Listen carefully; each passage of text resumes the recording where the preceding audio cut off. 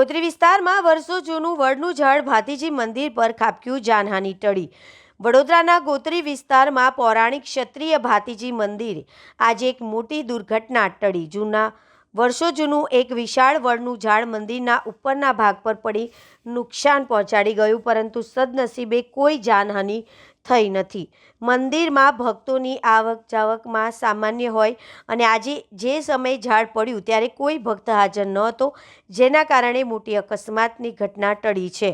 સ્થાનિકો ઘટનાની જાણ થતાં જ વોર્ડ નંબર 9ના યુવા કોર્પોરેટર શ્રી રંગ રાજેશ આયરે મદદ માટે સંપર્ક કર્યો। રાજેશ આયરે તરત જ સ્થળ પર દોડી ગયા અને વડોદરા કોર્પોરેશન તેમજ વડીવાડી ફાયર બ્રિગેડને જાણ કરી। ફાયર બ્રિગેડની ટીમ ક્રેન અને આધુનિક સાધનો સાથે આવી પહોંચ્યા ને કલાકોની મહેનત બાદ ઝાડને કાપીને દૂર કરાયું।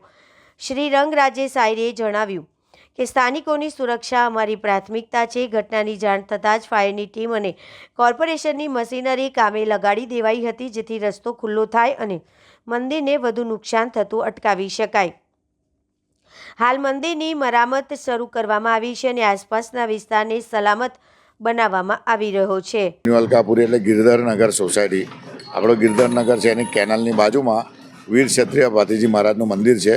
વર્ષોથી અમારા ગામના લોકો અને બધા જ લોકો આજુબાજુના ગિરધરનગરના તમામ લોકો દ્વારા પોતે સ્વખર્ચે આ બનાવેલું મંદિર હતું અને આજે એકદમ અચાનક જ જે જૂનો એક વડ હતો એ મને લાગે વડ જૂનો એ થઈ ગયો છે અને સુકાઈ ગયો છે।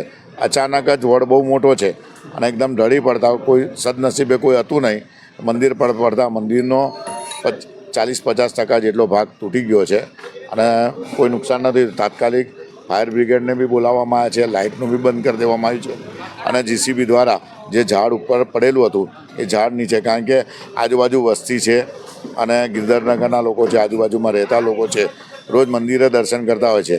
આજે ભગવાન કરે નસીબ સારું છે કે કોઈને પણ જાનહાનિ થઈ નથી।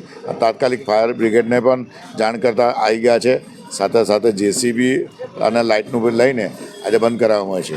એટલે હવે કામગીરી ચાલુ છે અને આવતીકાલ મને લાગે આ બધું જ હિસાબ કરી દેવામાં આવશે। મંદિરને પણ નુકસાન થયું છે? મંદિરમાં ખાસું નુકસાન છે। મંદિરના આગળના ભાગ પર સ્લેબ બધું તૂટી ગયું છે, કારણ કે આટલું હેવી ઝાડ છે, ઝાડ અને આટલો મોટો સ્લેબ છે તો પણ તોડી નાખ્યો છે।